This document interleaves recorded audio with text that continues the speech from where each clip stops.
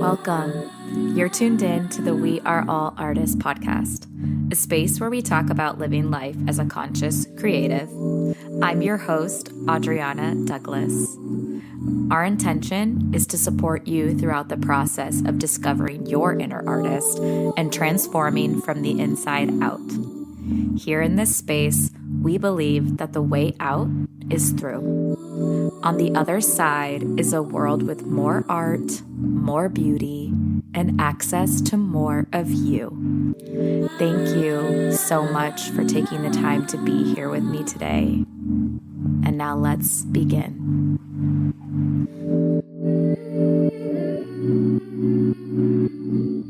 Welcome back to another interview episode of the We Are All Artists podcast. Today I have Erin Eber on the show. Erin is an intuitive soul reader, energy healer, and vocal channeler who has worked as a healer and awakening guide for 20 years. Her own soul revealed to her her unique gift of using vocal sound transmissions for healing 10 years ago. Using specific vocal frequencies, she creates energetic waves that enter the receiver into theta brainwave state and the quantum field, which then allows for deep and lasting healing. She also translates for the soul self, giving guidance, messages, and acting as the conduit for the divine transmissions each person is ready to receive. Her work also uses human design and ceremonial cacao, which she has served and educated on all over the world since 2013. Her work has helped thousands to connect more deeply to themselves, hear their own wisdom, heal from psychological trauma, and heal physical ailments.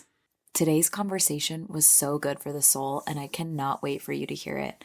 I've had such a wonderful time getting to know Erin and experience her gifts firsthand over the past few years. We really flowed today with what felt right in the moment and took this as an opportunity to have a completely creative conversation where we flowed within the structure, which is such a fun way to chat. And we were even visited by some surprise effects on Zoom throughout the conversation, so you may hear us giggling every now and again. I hope this interview inspires you to tune in with your soulful self and cultivate more trust with the flow of life. Talk to you soon. Hi. Hello. Thank you so much for being here. I'm really excited to have you on the show. You are so welcome. I'm so excited to be here and talking to you. It's been a minute since we've gotten together. I was thinking back to how we met. I know we're laughing, like, how do we meet? Because it's our virtual relationship so far. I think it was like almost 4 years ago. No, 4. It couldn't be 4, like at least 3. Maybe a official human design reading. Oh, was that it? Yeah, I think that was the first time we spoke on the phone or on Zoom was a human design reading. Yeah, and that led into a really beautiful unfolding of different events. But the thing I remember the most, I would say, because it was the longest, maybe not even the longest we worked together, was an empath's course. Yes. The 8-week empath unfolding. Yes. And I remember like having so much, even sometimes to this day, having so much resistance around identifying with empath, because in some ways it felt like a lot of these terms, more spiritual terms, if you will, I feel like sometimes can be so like charged these days. Like an empath means this, something else means that. So maybe share with me what called you to create that program and navigate. Was that one of your first programs, or was that like past? That was one of the first, well, it was one of the first online programs I had done. I had already done cacao trainings. I'd been working with cacao for a long time at that point. So I'd been leading a lot of cacao facilitation trainings. So that was my first program that was primarily centered around the toning work and not so much the cacao. And it was really funny because I also had resistance to the word empath. And I would use it sometimes because it was one of the only ways to really describe heightened sensitivity levels to people. And also I just attract people who tend to take on everything and absorb everything. That just seems to be one of my main clientele issues. So I felt really moved to create that program because I could just see that there were a lot of people struggling with this, and I didn't personally resonate with almost any of the rhetoric I saw out there about empaths and highly sensitive people. Most of it felt extremely surface level to me, like just sort of management tools, which is helpful, but it doesn't ultimately create deeper embodiment and transformation that is what truly supports people who are highly sensitive.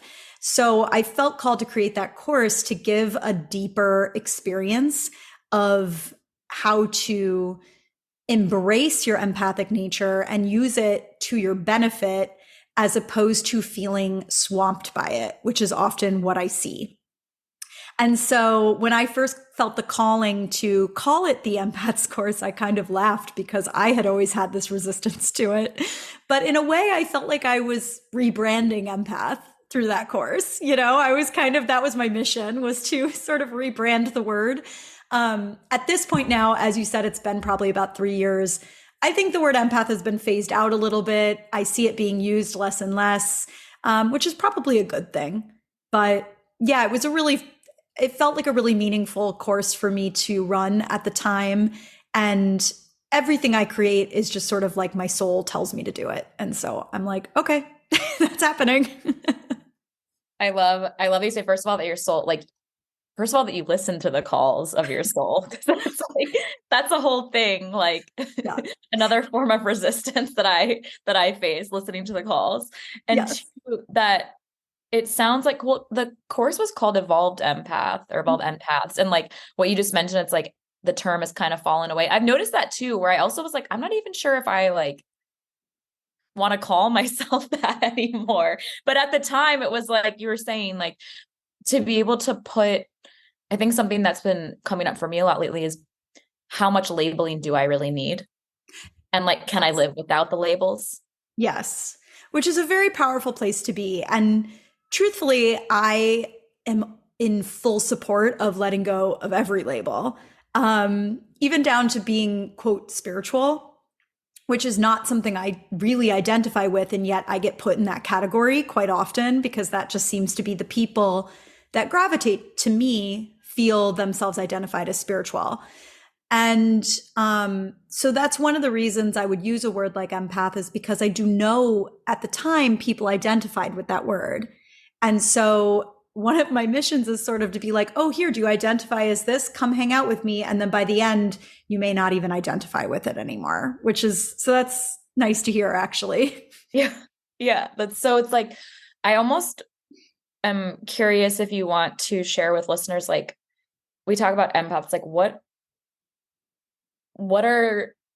is it that somebody is taking on? What are they sensitive to?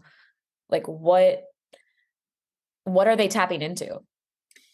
Yeah. So there's so many different ways to look at this. Like, there's so many different lenses in which you can look at it from. And we hear a lot about it from a psychological standpoint, which is also very important. Like, I never poo-poo the importance of a psychological lens. I think also when people are well-versed in the psychological lens, it can really aid and support their healing. But I do think that lens tends to only go so far. So the language that I will often use is more of a esoteric, sort of energetic language. I work a lot in the quantum field. I work a lot in the light field. I work a lot in the energy body, and almost more the subtle realms of where we would experience things. And they're harder things to pinpoint and name down to, very specifics. But I find that they play a very, very massive role in healing. And for me personally, has been the only way that I've truly transformed anything, is when I approach it from those lenses. So for people that are pulled to those viewpoints, pulled to those types of experiences of life and the body, I find that these people almost always have heightened sensitivity on levels that most other people do not. So a lot of people, I mean, everybody's sensitive in different ways, but a lot of people go about life sort of just ignoring a lot of the deeper layers of what's there. And so you get people on the most basic level that are very emotionally empathic. And that's the one you hear about the most, where people like, it's when someone cries and you start crying. It's like you're really feeling people's emotions. This is not necessarily a bad thing. It's actually really beautiful to cultivate empathy and compassion and all these great traits. But what I can see happen sometimes is it becomes too much for the person. Maybe they're feeling it too much. It's burdening them. It's holding them back. Now that's like the very basic level, but I also think there's a lot of subtle levels that those types of things can occur at as well. And I see this with people who are like, I felt something weird. I don't know what it was, and it's sort of like you have to cultivate those awarenesses of these subtle levels. And as people expand and grow spiritually, I often see them opening to more and more of those subtle levels. And when they first open to them, it can be very confusing and it can be very overwhelming to their system. And there's a lot of integration and energetic management that has to go on to get them to a space where they feel grounded, safe, aware, able to navigate. So yeah, so it gets a little complicated, but I hope that answers the question. Yeah. So what I'm thinking about, as you say, the subtle realms, and I agree, like, and just because we could spend like hours on each and every one of these, like, things that we're diving into the subtle realms. Once you start feeling yourself, like you were saying, tapping into, maybe you felt like an emotional connection as an empath before. And then now you're like, oh, there are these other subtle things that are happening that I'm feeling, that I'm sensing, that I'm hearing, that I'm whatever, tuning into. And the confusion and overwhelm that ensues, because all of a sudden you're like, what's happening? Like what used to happen in my body is different. And now I notice all these other things, and like your senses are more refined maybe. But to me, and you're talking about the grounding, that's something that started to happen to me, where you're like, we've kind of joked about what does grounding mean, because there's a lot of different ways that people can tell you how to ground. But it started, for me, it's more bringing up the conversation of how to feel at home in your body, and how to feel at home in on this planet and on Earth. And once you tap into subtle realms and other places, you're like, what is existence? Yep. It starts to obliterate all your ideas of what you thought was. But I see that a lot with empaths, where they often, not always, but they often have a story of not feeling at home on this planet. And, I work with people's souls a lot, so I give a lot of credit and merit to those stories. Like I do think a lot of us kind of chose to come here at a time when things were really, really changing, and we aren't here to live necessarily the same way people have always lived. And we do feel we're outside the box, and we do feel connected to other realms and other dimensions. And, I really honor the reality of that for a lot of us. And I think each person is just extremely unique in how this unfolds for them and how they're here to be human. We're all very, very different in what we're called to with that. Well, I feel like too, like just by you like mentioning honoring their reality, I feel like in some ways that can be just like the most supportive thing, because that probably they've been battling like not having their reality honored. And so I think, at least for me, like whenever it was like, you don't even want to speak up because you don't want, it's like, if you're tapping into other things that might feel like a different reality for you, if you start to speak up and somebody like squashes like that new idea, it like becomes harder to come out of your kind of shell. So I think that's also something that, as I've been, taking a more as like more spiritual, mystical path, it's been really scary to vocalize that, because you're like, I mean, in some ways, in some rooms, that's really not accepted. So it's like amazing, first and foremost, to find your people, right? Find your communities where we can like just chat like this. And then also know that not everybody will be able to maybe conceptualize this new experience that you're evolving into. Yeah, and it is really challenging for people who don't want to live in those places to accept that there are people who do a lot of the times. Um, at the end of In the both day, ways, right? Like both ways. Like, sure, and totally in both ways. And you see this with people who are first stepping into sort of like a spiritual path. Sometimes they become very rejecting of people not on that spiritual path. And then it almost kind of it flips at some point a little bit where you kind of evolve through that identity a little bit. Um, and so we all go through these kinds of identity shifts. And unfortunately, one of the core wounds of humanness is that we don't always accept other people's version of how they want to live or what they feel connected to very easily. People feel that's very threatening to their sense of self, and it will trigger them. Not always, but a lot of time. And so that's something as a human species, I think that we're probably just going to be struggling with for a little bit of time. We're very attached to the idea of identity as grounding as people. So we feel grounded through these decisions we've made. Like, I am this, I am that, I am this type of person. I am this, I'm this religion. I am this ethnicity. Like, that's just something that we've used as a grounding portal as people. And it's not necessarily bad to do that, but when we then expect everybody else to do it the same way, it gets really, really tricky because everyone has their own journey with that. And so, yeah, when you speak of grounding, that's something that I see a lot of. And then there are people who I see wanting to ground in a new way, not wanting to necessarily ground through those things, but to, like you said, be really with the body, be really with what's actually here for you. And that is a whole journey that when people open that door, it's like they think, 2 minutes later, it's going to be all great and dandy. But it usually, unfortunately, is many years of a journey.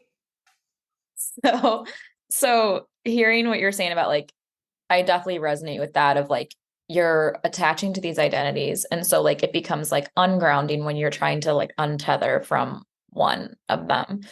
And I think that has been something that as you kind of wake up to the whispers and of your soul of what maybe you're being called to do, you start to bump up against like this personal idea of or agenda of like what you're going to do. And then like sort of like the pull of something else, maybe calling you to do it a different way. And sometimes I want to be able to marry the two and be like, both get to exist, like the personal desire and the more like, Yeah. collective higher divine desire or divine plan. But I also feel like easier said than done to surrender in any way, shape, or form, at least for me. Surrendering. Definitely. I think we've joked about like sometimes it's kicking and screaming. I think oftentimes it's kicking and screaming, like everybody has resistance to this, and it's just kind of a natural thing that happens, unfortunately. What we do with that resistance is unique, to each one of us. And for some of us, I have noticed that the resistance never wins. And I do say some of us because I have seen that there are people whose journey through this life is not really to change that. They're here to live in a very human approach, and they decide what they want to do, and they go here and they go there. And I mean, really, I've never met anyone where life doesn't occasionally come in and crash in and make decisions for you, because I think that's just the nature of life. But I've seen more, there are people who can kind of get away with it more. And then there are other people who tend to be more my people who don't get away with it in the same way. And I actually see that as a really good thing, even though it can be hard at times. When you're in the struggle, it can be hard. But when you get through the struggle, I think there's a lot of freedom on the other side. And my people and my journey has tended to be about getting through to that freedom. And I think I always knew from a young age that I was here to be very free, and whatever that meant. And I've been learning for almost 40 years now about what that means, like how to truly live in a way that feels free within myself. And sometimes it's not what you expect. Sometimes it actually is facing the things that feel really, really uncomfortable. In fact, more often than not, it is. So, Is there a moment that you remember over the past, like, let's say maybe like 10 years, 10, where that kind of tap on the shoulder to create a new way was calling? Is there like a moment or was it gradual? you mean with my toning work or? Yeah, with your toning work and kind of coming out, because you had a very different background before, right? You had like more like I say like normal. I said jobs like more. Oh, what just happened? Was that you? No, I don't think so. Was it me? Sorry, we were just graced by some weird celebratory presence. Something is celebrating our conversation, I guess. Okay. All right. So so I remember hearing about your background, and you did more traditional jobs for a minute, but you were like, Yeah. this is not for me. Like I am doing something else, but there was maybe a gap in time between starting toning and like, I'm doing something else. Yeah. Okay. So that's a great question. So I've been doing spiritual focused healing work since I was around 17 years old. Hmm. So that started quite young for me, that I was in that world. And I was led to my first mentor around that age, and then one of the mentors that I worked with for a long time around the age of 21. So I was always doing this work, but it was very much in the closet for me for a long time. I grew up in the Midwest. It was not normal seeming to be doing these types of things. In fact, I used to get really teased for it. Like I had a lot of friends when I was in high school that would be like, "Oh, that witch doctor you go to, like all that weird stuff you do." It's like it was so threatening to their sense of self and what they knew to be true. And so I think I was also at that point in my life pretty shut down. And so I think I just couldn't quite handle kind of being out of the spiritual closet. And so I kind of did the normal stuff that people do. I went to college, I got a job out of college, and I was living a semi regular existence up until about the age of 27 or 28. But yet still this whole time, very, very committed to my spiritual path. Like I was going to see the mentor I was working with consistently. I would tell people I was going on like meditation or yoga retreats, but I would kind of downplay like what it really was, like there were very few people in my life who knew the reality of what I was up to. Which is unfortunate. And I think a little bit a sign of that time as well. It just wasn't as accepted as it is now. So around the age of 27, 28 was when I hit a bit of a life breaking point. And I was super burned out. I'd really not been happy in any job I'd had. And I basically had an epiphany that I needed to get out of the United States. And so this was one of the big miracle moments of my life, I always say, because I made a decision. And I remember saying to my best friend, I don't want to work anymore and I just want to travel. And it felt like blasphemy to even say it. It was like, who do you think you are? Like, you don't want to work? Like, what? Like, that's insane, And so it was felt like a really bold statement at the time. And I'm not kidding, within a month, my whole life had organized for me to leave the country. Airbnb was brand new. I got my little tiny studio apartment up on it, started renting it out. I flew to Southeast Asia and I never really looked back. Like that started a 10-year nomadic life period, 11 years now, really. And it opened an entirely new world to me. I met a lot of different kinds of people that were living their life very differently. I really worked on letting go of anything that was in me around an American identity, which felt really like very deep and important work for me. And so it just really changed my life in every way. So yeah, I don't know if that answers your question. Yeah.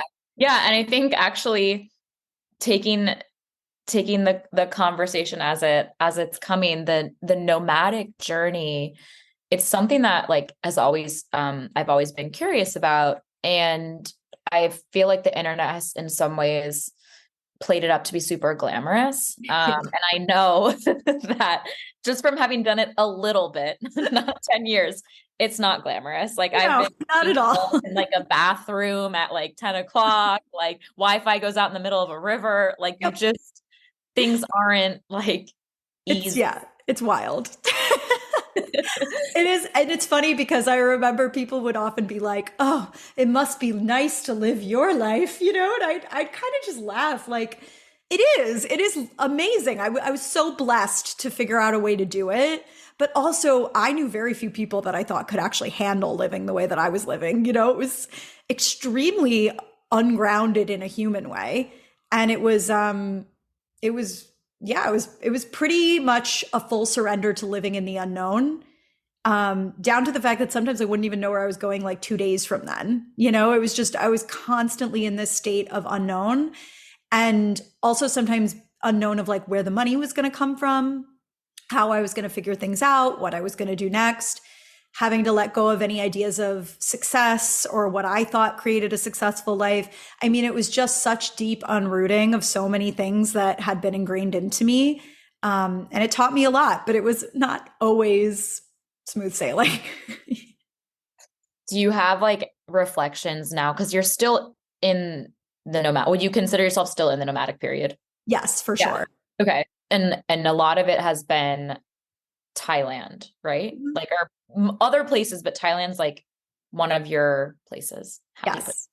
So would you say that things get just for somebody that's like thinking about a nomadic lifestyle and in whichever way that happens to arise for them, like are there ways to feel kind of more ground, I say more ground, we're using the term grounding, at home and centered while you travel? Have you found the way? It's take it like are there do's and don'ts?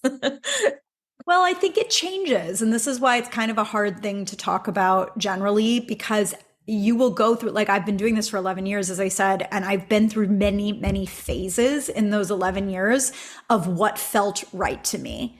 And there were times where I was moving around like crazy. And there were times, and that actually felt really fun and exciting. And there were times when I was like, I don't want to move around. And I would just pick one place and I would be there for like 8 or 9 months. And so it really does change as you change and as you age or grow or want different things in your life. And so for me at this point, my work is the most important thing to me in many ways. So I tend to find my grounding through making sure that I can always kind of do my work and show up to my clients. And I tend to put a big focus on that. But there were many years that I didn't have as big of a focus on that. And it was more about my personal growth and what I needed to do for my personal growth. I do think it's important to have, I know this sounds kind of superficial, but I like to make sure I have certain things with me while I travel or move around. Yeah. And I found that it becomes like there are certain things you just really lean on. Like, for example, as you know, I'm a cacao enthusiast. I love cacao. And for me, like my morning cacao is more than just a cup of cacao. It's like my steady thing. It's like every morning I make myself a cup of cacao and I have it and I take a minute with myself. And it's like my way of, no matter where I am, I always have that.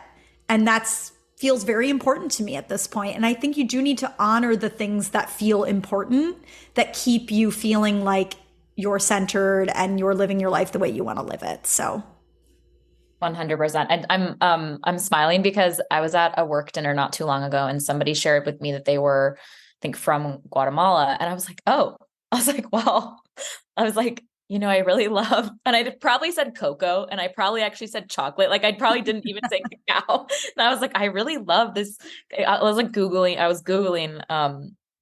I forgot what city Keith's cacao was in. And I was like Googling it and I was San like, Marcos. I want to go to this place in Yeah. Guatemala. Like, and I was like, I don't know if this is gonna be like if they Yeah. if they knew that, because that city is like super spiritual. You went there, right? You spent some time there. Yeah, I lived there for probably about 10 months back in 2013. And I got led there. You know, a lot of my traveling has been, I've literally just been led places. Like I didn't plan to go to a lot of the places that I went. And I was in a silent retreat in Mexico. And I actually really didn't like the retreat. I had like all kinds of things coming up during the retreat about the retreat space, about the leader. I was like, really like, oh, why did I come here? You know, like this was not for me. But I met someone at the retreat who was traveling to Lake Atitlán in Guatemala afterwards. And I'd never even heard of it. And she was like, just come with me. It'll be great. And I was like, okay. So I took this very, very long, bus journey down there with her and just ended up staying. And I kind of fell into the cacao world, which I didn't know anything about at the time.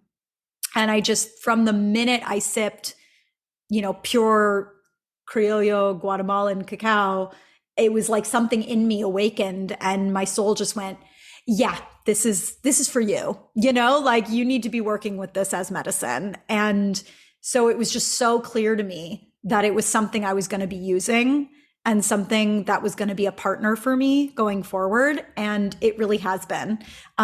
Even when I step away from working with cacao, because sometimes I don't focus on it as much in my work, it is always with me and it's always supporting me. And I find it just always comes back.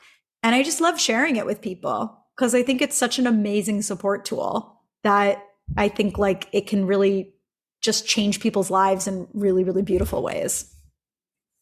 Maybe we could talk about so you mentioned it, like it's a medicine, right? Like a plant medicine. Well, I'll say plant medicine. And I feel like there's all sorts of plant medicines out there that people think about partaking in. But I think cacao for me, I've personally never sat in a ceremony for anything other than cacao. Mm-hmm. But the cacao to me is something that like I guess the question that I want to ask you, because I think you have had other plant medicine ceremonies as well, as like the medicine's probably always different per ceremony, but also per plant. Mm-hmm. But you can also get the same medicine without ingesting anything. I think we've talked about that before, where it's like, because I think sometimes I'd be like, I want to try something new. And it's like, you actually don't even need to do that to tap into that frequency. Mm-hmm. Completely. One of the reasons that I do work with sound primarily is because I am such a believer that we are our own medicine and our souls are our ultimate medicine. And that's really what we're all trying to connect to, whether we realize that or not. I mean, I see it in people all the time where they think they need this, that, or the other thing. It's like we're all trying to see inside of ourselves. There's that, I'm going to mess it up, but there's like a famous, I want to say Buddhist quote where they say like, don't look at the finger pointing to the moon, look at the moon. And I love that analogy because I see this with people all the time where we become obsessed with the finger and we forget that we're actually just trying to look at the moon. And there's a lot of ways that we can do that, and we'll all be called to different things at different points in our life.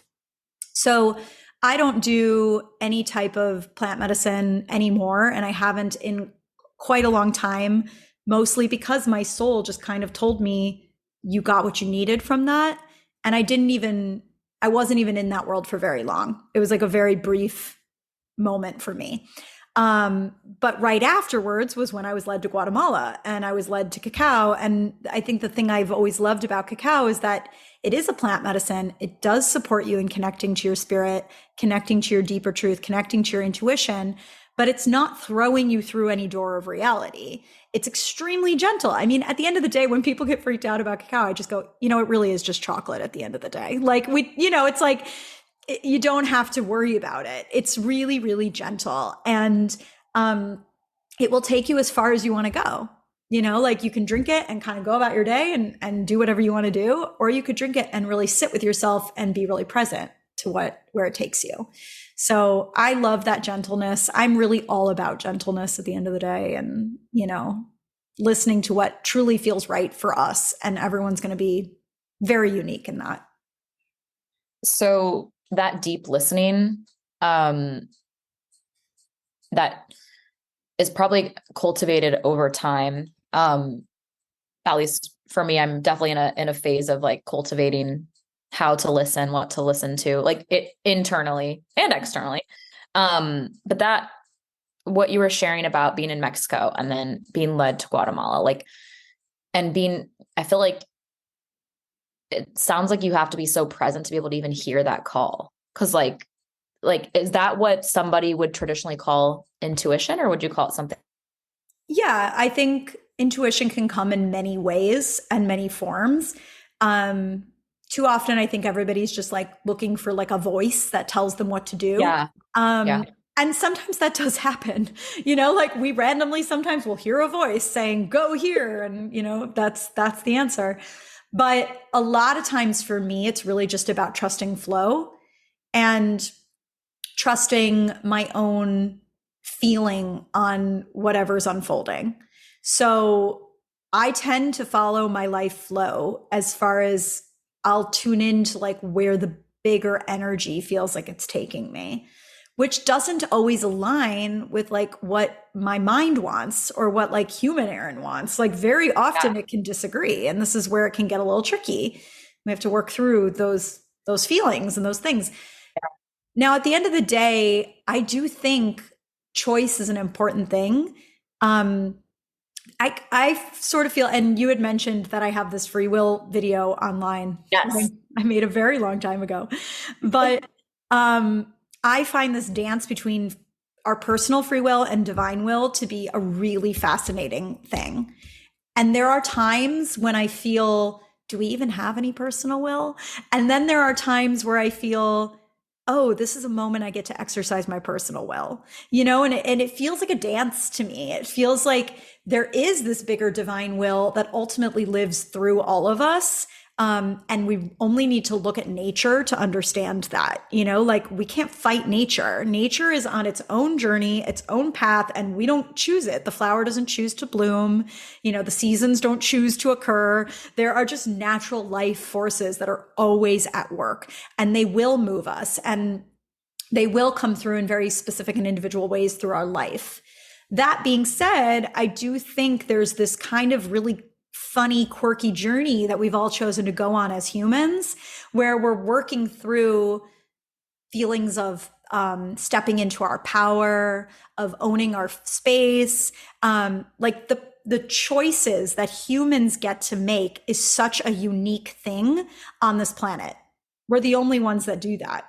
And there's something kind of special about that I actually really honor and I think is amazing. And so I always just try to tune in for myself or for my clients around just where they're at with that. Like there are moments where it's like, yeah, this is a choice moment. Like, what do you really want? And then there are moments where I kind of go, I think you're at the mercy of life on this one, you know, and what is that bringing up for you? And that's where the juice is, you know, and so it's really a dance, I think. I'm like thinking, as you're mentioning that, I was like, I don't even think we've had one of those conversations. So maybe it's coming, but I think realizing that you have a choice is important.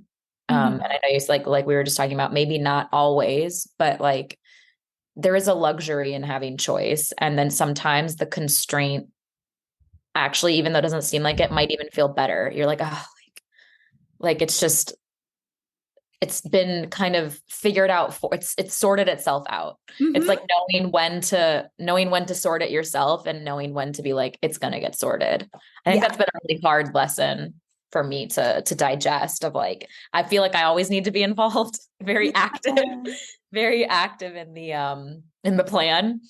But you're designed like that. And I happen to know your human design and I happen to know your energetics. And this is what I mean by everyone's so unique. You know, it's like you Yeah. are designed to feel you have a more active role, you know, and that's okay, you know, and unfortunately, I often see people's needing to embrace that feeling of the bigger plan come through when something hard is happening in their life. And that doesn't have to be like that, but you just do see that a lot. Like, you know, that hard things tend to bring up people's need to surrender to life's bigger flow, you know, and just then we don't always get a choice.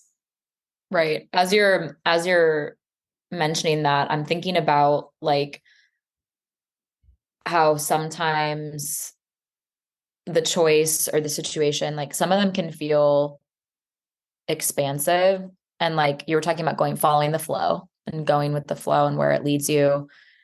But sometimes from like a more human perspective, it can feel contracting, but like your body could feel, where I'm going with this is like this dance of like the expansiveness of these choices and sometimes the feeling small from these choices, and how you might be able to navigate it. Cause it's like really like it's a dance, as you're saying, like for a lot of this. And also just knowing that like nothing's wrong with you if you're going through this dance. Cause I think a lot of times, at least for me, I've been like, something's wrong because I'm going through the dance. Yes. It's sort of like when something's not going as fast as someone would like it to, right? Yes. You see Timing. this come up a lot. Yeah, there are sometimes bigger timings at play that, and you know, I'll see that with certain clients where I'm like, okay, like I know you want it to be like this, but it's feeling a little bit like there's just this bigger timing that's playing out for many, many reasons. So yeah, I think oftentimes it's about tuning into if you're feeling a sense of constriction, what part of you is feeling that sense of constriction, you know, because ultimately at the end of the day, we want to be in an expansive state. That's the kind of goal. But if there is a feeling of constriction, is it coming from like our minds? Is it coming from the ego? Is it coming from somewhere in our deeper truth and knowing of like what's right for us? You know, it really it can get a little bit complicated and tricky. But I do think that the more we unwind our own stories, like the more clear it becomes where things are coming from.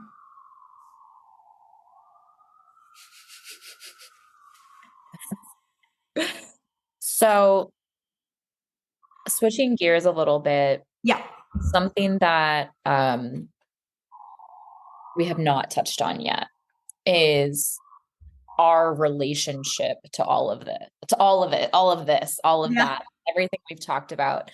In a way though, with the quote about the moon, I feel like you kind of touched on it, but how we relate to our experience, of the spiritual self, the mystical closet, like how we relate to this idea of choice and not like choice and personal will, divine will, the path, kind of just doubling back on everything we've kind of gone through so far. Is what do you feel like is important in terms of, yeah, our relationship to it all? Because I think sometimes for me, because there's so many spiritual concepts, once you kind of go down, like once you're kind of in this a more non-traditional path, you start opening up to all these new subtleties. And then there's a lot of different rabbit holes you can go down. I'm calling them rabbit holes because like sometimes these things really feel aligned and good and like, wow, this is for me. And other times I found myself down rabbit holes that I'm like, how do I get out of this? And then my relationship to even spirituality as a whole feels a little bit like conflicting because I'm like, what do I believe? Like, what's happening? But I say that because there's a lot of stuff, because you and I met through Instagram, through I think through somebody else's offerings, maybe even. And so Mhm. I know you've shared sometimes on Instagram too, I think like just the nuance that's required, like the nuance and like the context required for this conversation. So even the Mhm. conversation we're having right now, like I think we've tried to put some context around the stuff we're actually talking about. That's why I love podcasting, because I felt like on Instagram I was getting like 1 minute snippets, and Yeah. then I'd be like, oh, that's the thing. Oh, that's the thing. And so like maybe we could Yeah. talk a little bit about like the relationship to all of this, because you have to hold it somewhat loosely, like Yeah. to is there's too much to intake. There's too much. Yes. So We going back to definitely the have sound. an overstimulation in today's world of Yeah. information. I mean, we are in an information age at the moment, and I think that that has gotten possibly a little bit out of control, just in the sense that social media, to me, in some ways, has been a little bit the death of nuanced spiritual conversation. Um, that being said, social media has served some really good purposes in connecting us and bringing things to the masses. But it can be a double-edged sword.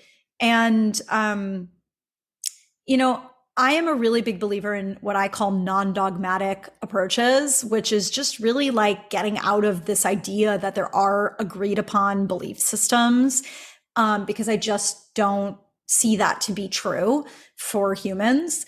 Um, and that's been, I think, the thing has done the most disservice to humanity, is that we have this idea that we need to have beliefs and then we need to all agree or find the other people that share those beliefs.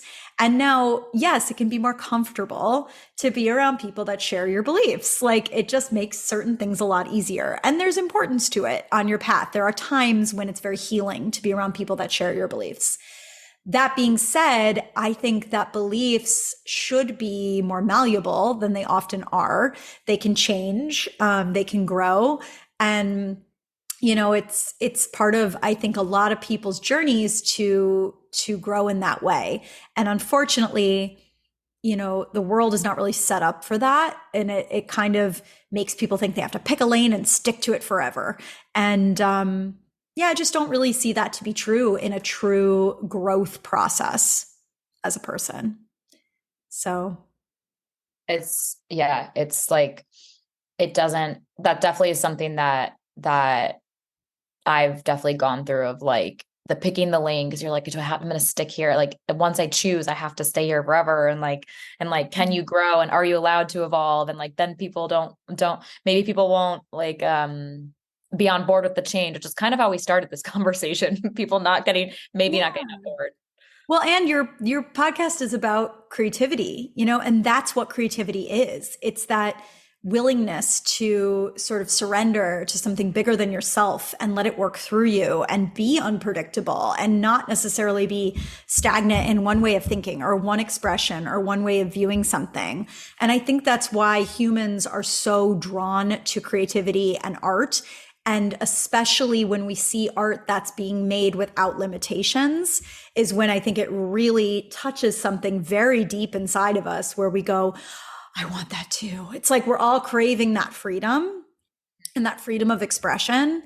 And I even call like the conversation we're having right now a creative conversation, because we're just kind of flowing and we're seeing where we get taken. And these are my favorite types of conversations. And that's even how I show up to my clients. Like I consider my sessions a creative expression of myself, because I have no idea what's going to happen when I get on a call with someone.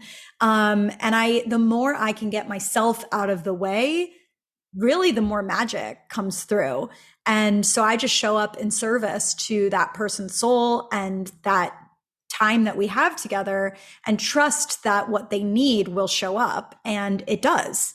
And that to me feels like a creative process just as much as the more traditional things we consider creative. So 1000%. Like I realized that pretty quickly in like this musical, creative, songwriting, like spiritual journey. It's been like, it's not singular. And like, I think in the beginning, I really thought it was singular. That's going back to that personal plan, like personal agenda. I was like, this is all the things I'm going to choose. But doing this podcast has really been, so freeing to be able to first express, second collaborate, Mm-hmm. um, and have people join you. And then also, I think sometimes just talk about creativity in all these ways, like you're saying, creative conversation, creative sessions with clients, like Mm-hmm. not having any idea, even when you're creating like your schedule for the day in a way, like sometimes if you have this ability, it's like, where's the flow taking you? Like, do I want to go Yeah. to the grocery store now? And then that's going to lead me to this other place. And then I'm going to be inspired by that store over there. And then like a Yeah. friend calls and then you get reminded. Yeah. So it's like letting it all unfold without getting in the way. It's like you're saying, the getting in Yeah. the way has been the like one of the things that I've realized. I'm like, wow, I've helped myself back. Well, totally. That's actually why I started doing the toning work. Because I'd been doing intuitive healing work through different modalities and then also through cacao work for many years. And I would see on an energetic level, intuitively, all these things wanting to happen for people. And almost always people have what I call no's, like they block it or they don't let it in. Um, or they just don't even conceive that it's possible for them. And so therefore they don't open up to it. And what I was told when I first started working with the toning was this will override the human no. Like this will temporarily almost like shut that down so that they can feel what's there for them, in a way that they probably wouldn't normally let themselves. And so, I joke that my work is all just about getting us out of our own way. That's really at its simplest form, all it is. Yes. And I love it. The tones, like just as a fellow receiver of tones, I love what the tones do for like just for me, I'm a very mental heady person. So like the tones, like it's like they suspend it for a second, like Mm-hmm. for not even a second, for longer than a second, but they get you like out of some of the noise. To me, like the static, like it just dissipates. Mm-hmm. That's been my experience. I know that there's so many different experiences, like testimonials that you have of all sorts of gifts and breakthroughs and things that have come through with tones, but just at the simplest level for me, it's like just that peace Yeah. in the moment, in that day. Like, Yeah. And it really amazes me what even can happen with this work sometimes. Like, I am often blown away by things that will happen because it doesn't feel like me. It just feels like I'm sort of the facilitator of this bigger thing, which is such a great feeling. That's actually my favorite feeling is when you just sort of feel like a conduit to something that's bigger than you. Um, but I got the opportunity to use a friend of mine had a headband that measured brain wave states. I'm not sure if you saw when I posted this, but it was measuring whether you were in a stress state or a neutral state or a relaxed state. And it was like a measurement from 0 to 100. And I tested it by listening to one of my own tones. And then I had her listen to a tone. And it shot her up to 100% relaxed immediately. And she stayed there the entire toning. And so it really does like have some effect on the brainwave state where people just like immediately go into this more relaxed brainwave state. And, if you know anything about quantum physics, it's like taking us from like the particle to the wave state where we end up being much more receptive. When we're in a more wave state, we can allow shifts and changes in ways that we don't allow them when we're very much in the conscious mind and in particle-based reality, which is much more like Newtonian cause and effect, and it's very rigid and it's very like set. So I just I find it amazing. I'm still always trying to learn more about it because I don't even always understand it. It just works. have So. you met anybody else that does something similar, or is it like pretty so far been like I haven't really. I know people that do sound work and I know people that do other kinds of quantum style healing, but I've never met anyone that does it the way I do it. And And truly, I'm not surprised by that because I never saw anyone do it the way I do it. I was just guided to do it. And, there's been a lot of things in my life I've second guessed and doubted. But for some reason, the toning work I have never felt questioning of it. It was like I just knew the minute I first started doing it, I knew it was something I was supposed to be doing. And over many years, it grew into what it is today, through a lot of different, very powerful and specific experiences that really like opened things and showed me exactly what it wanted to be. But yeah, it really felt like a miracle. It was another one of those moments in my life that felt like it was grace intervening and saying, here's something that you can use that's really going to help. Because I'd been, for, like I said, so many years wondering, how can I help people feel their own divinity? That was sort of my question to myself constantly, because I had had these experiences of divinity that were so powerful, and I knew that experience so much, but I knew most people didn't know what that felt like. And so I kept saying, like, show me how to help people feel their own divinity. And this is what came through.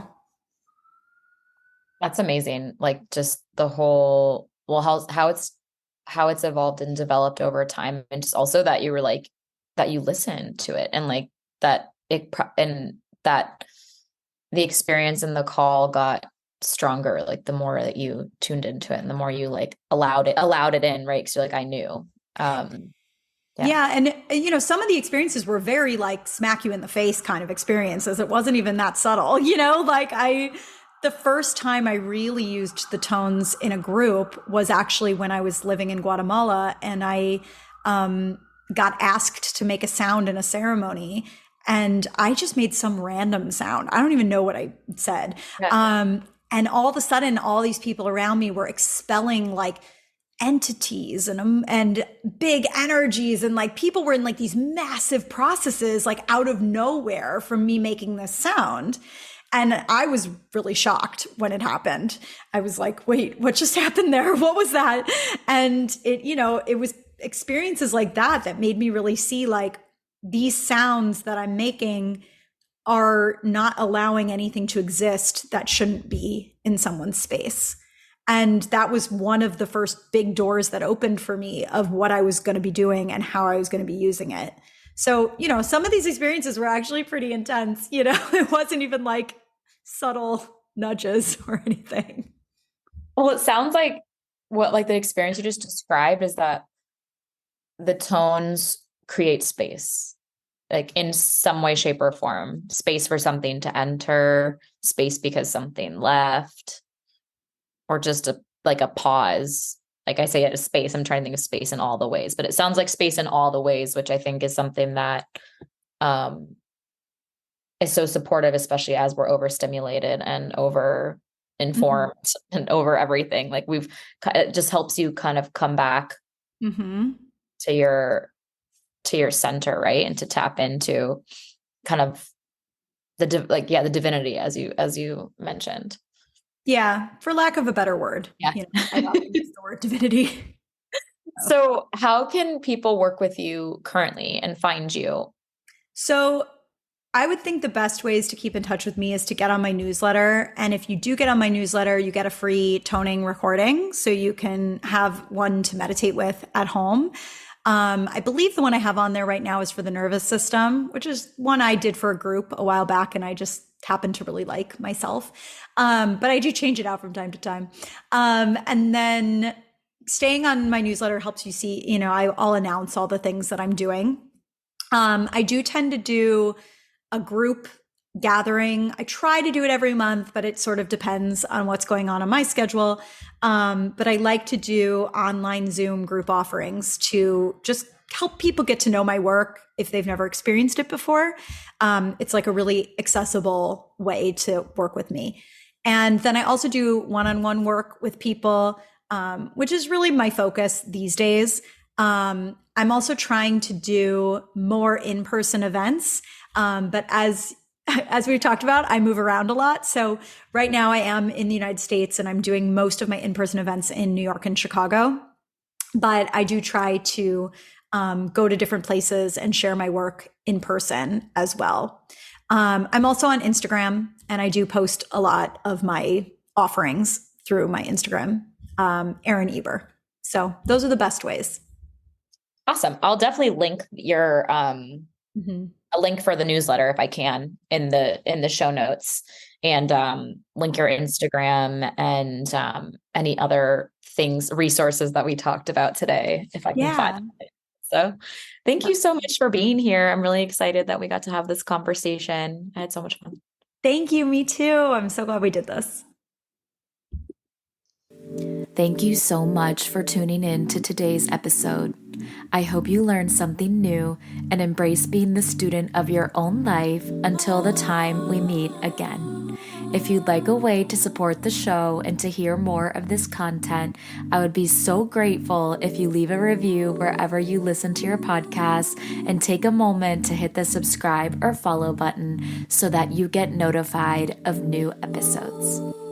I'd love to stay connected with you on Instagram at We Are All Artists with 3 L's. I can't wait to get a DM from you hearing what you loved and what topics you would desire to hear more of. I appreciate each and every one of you so much. I'll talk to you soon. This podcast is for entertainment and general informational purposes only. I am not a licensed healthcare professional, and this podcast is not intended as a substitute for the advice of a physician or other qualified professional.